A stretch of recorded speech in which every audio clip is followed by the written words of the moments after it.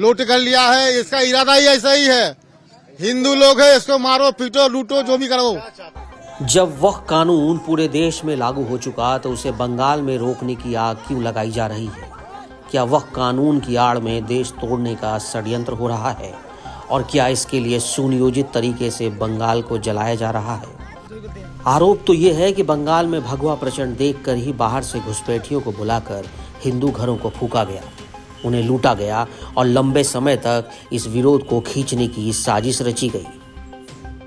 और राजस्व रिकॉर्ड नहीं तो सभी को वापस लेने की कार्रवाई जब इस संशोधन विधेयक संसद में पारित हुआ है और अब इस पर कार्रवाई हो रही है तो इसके लिए हिंसा भड़काई जा रही है।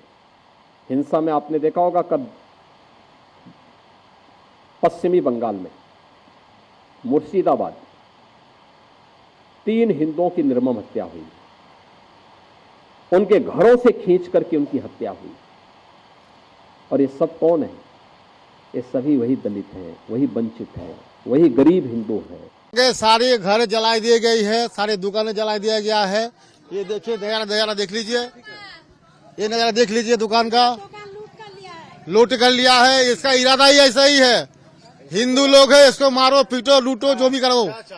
हम लोग यह चाहते हैं अगर शांत रहना है तो बीएसएफ कैंप एक परमानेंट रहना चाहिए। और जो तोड़फोड़ होता 4 घंटे से पहले पुलिस का कोई नाम निशान नहीं, और पुलिस स्टेशन यहाँ से 1 कदम भी दूरी नहीं है। पुलिस स्टेशन के दूरत्व तो 1 कदम भी नहीं है, पुलिस का कोई काम ही नहीं है। लेकिन बंगाल के इस जलाओ प्लान की भनक अमित शाह तक पहुंची और उसके बाद ममता का प्लान उल्टा पड़ गया और केंद्र सरकार तुरंत एक्शन में आ गई। हिंसा मामले में 150 से ज्यादा लोगों को गिरफ्तार किया गया। हिंसा प्रभावित मुर्शिदाबाद में लगभग 300 बीएसएफ जवानों के अलावा 5 और कंपनियां तैनात कर दी गईं। बीएसएफ के बंगाल फ्रंटियर के अधिकारियों ने सड़क जाम, ब्लॉकेड और दूसरी गतिविधियों को नियंत्रित करने के लिए प्रभावी कदम उठाए।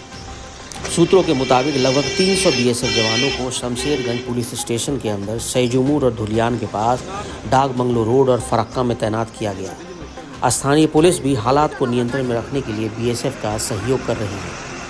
मुर्शिदाबाद जिला को बंगाल से अलग करने की साजिश चल रही है। हिंदू मोहल्ले में आप जानिए तोड़फोड़ हो रहा है, हिंदू मारे गए हैं। संसद में जब कानून बना तो राष्ट्रपति महोदया ने उस पर मुहर लगाई और उसके बाद भी आखिर किसी की इतनी हिम्मत कैसे हो गई कि खुलेआम सड़कों पर इसके खिलाफ तांडव किया जाए, ट्रेन रोका जाए, हाईजैक कर लिया जाए, सड़कों पर पत्थरबाजी हो, पुलिस वालों पर हमला हो, एम्बुलेंस में आग लगा दी जाए, यहाँ तक कि पुलिस की गाड़ियां फूंक दी जाए। और ये हिंसा सिर्फ इस बात पर हो रही है कि जो कानून लाया गया हम उसे नहीं मानते। इस विरोध की आग में पिछले 1 हफ्ते से बंगाल को सुलगाया जा रहा है। मुर्शिदाबाद में इंटरनेट जैसी सुविधाएं बंद कर दी गई हैं। आज बंगाल की सड़कों पर रैडिकल इस्लामिस्ट मॉब को रोकने वाला कोई नहीं है, क्योंकि ममता बनर्जी इन सब को एक सपोर्ट कर रही है अपनी तुष्टीकरण की राजनीति के लिए। आज धूलिया और शमशेरगंज के अंदर काली मंदिर के ऊपर हमला हो रहा है। आज हजारों हिंदू परिवारों को पलायन करने के लिए ममता बनर्जी की सरकार मजबूर कर रही है। ठीक 2021 के पोस्ट पोल वायलेंस में जब हिंदुओं को मुस्लिम मेजॉरिटी डिस्ट्रिक्ट से बंगाल में पलायन करना पड़ा था और इस पर कैलकाटा हाई कोर्ट ने यह कहा था, there is no rule of law but law of the ruler. Mamata Banerjee का कहना है कि हम इस कानून को राज्य में लागू नहीं होने देंगे।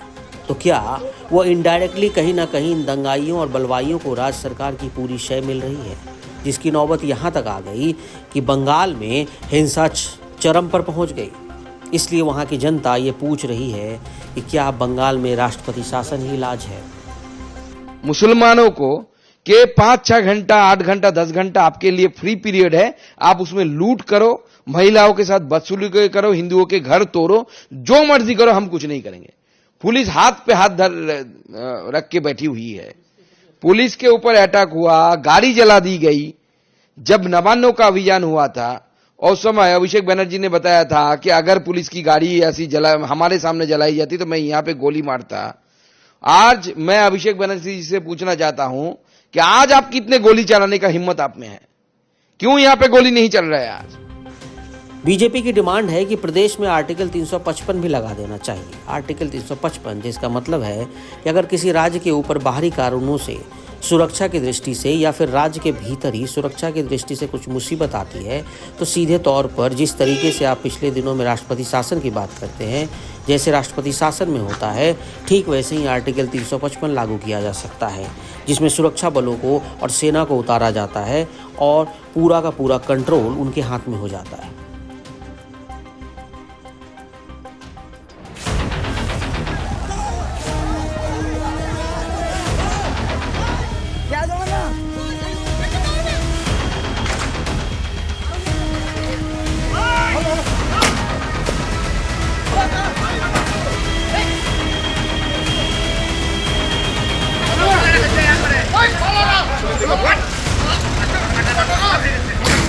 लूट कर लिया है, इसका इरादा ही ऐसा ही है। हिंदू लोग है, इसको मारो पीटो लूटो जो भी करो। जब वह कानून पूरे देश में लागू हो चुका तो उसे बंगाल में रोकने की आग क्यों लगाई जा रही है? क्या वह कानून की आड़ में देश तोड़ने का षड्यंत्र हो रहा है? और क्या इसके लिए सुनियोजित तरीके से बंगाल को जलाया जा रहा है? आरोप तो ये है कि बंगाल में भगवा प्रचंड देखकर ही बाहर से घुसपैठियों को बुलाकर हिंदू घरों को फूका गया, उन्हें लूटा गया और लंबे समय तक इस विरोध को खींचने की साजिश रची गई। और राजस्व रिकॉर्ड नहीं तो सभी को वापस लेने की कार्रवाई जब ये संशोधन विधेयक संसद में पारित हुआ है और अब इस पर कार्रवाई हो रही है तो इसके लिए हिंसा भड़काई जा रही है। हिंसा में आपने देखा होगा कल पश्चिमी बंगाल में मुर्शिदाबाद 3 हिंदुओं की निर्मम हत्या हुई, उनके घरों से खींच करके उनकी हत्या हुई। और ये सब कौन है? ये सभी वही दलित हैं, वही वंचित हैं, वही गरीब हिंदू हैं। सारे घर जला दिए गई है, सारे दुकानें जला दिया गया है। ये देखिए नजारा देख लीजिए, ये नजारा देख लीजिए दुकान का लूट कर लिया है। इसका इरादा ही ऐसा ही है। हिंदू लोग है, इसको मारो पीटो लूटो जो भी करो। हम लोग यहाँ चाहते हैं अगर शांत रहना है तो बीएसएफ कैंप एक परमानेंट रहना चाहिए। और जो तोड़फोड़ होता 4 घंटे से पहले पुलिस का कोई नाम निशान नहीं, और पुलिस स्टेशन यहाँ से एक कदम भी दूरी नहीं है। पुलिस स्टेशन के दूरत्व तो एक कदम भी नहीं है। पुलिस का कोई काम ही नहीं है। लेकिन बंगाल के इस जलाओ प्लान की भनक अमित शाह तक पहुंची और उसके बाद ममता का प्लान उल्टा पड़ गया और केंद्र सरकार तुरंत एक्शन में आ गई। हिंसा मामले में 150 से ज्यादा लोगों को गिरफ्तार किया गया। हिंसा प्रभावित मुर्शिदाबाद में लगभग 300 बीएसएफ जवानों के अलावा 5 और कंपनियां तैनात कर दी गईं। बीएसएफ के बंगाल फ्रंटियर के अधिकारियों ने सड़क जाम, ब्लॉकेड और दूसरी गतिविधियों को नियंत्रित करने के लिए प्रभावी कदम उठाए। सूत्रों के मुताबिक लगभग 300 बीएसएफ जवानों को शमशेरगंज पुलिस स्टेशन के अंदर सैजुमूर और धुलियान के पास डाक बंगलो रोड और फरक्का में तैनात किया गया। स्थानीय पुलिस भी हालात को नियंत्रण में रखने के लिए बीएसएफ का सहयोग कर रही है।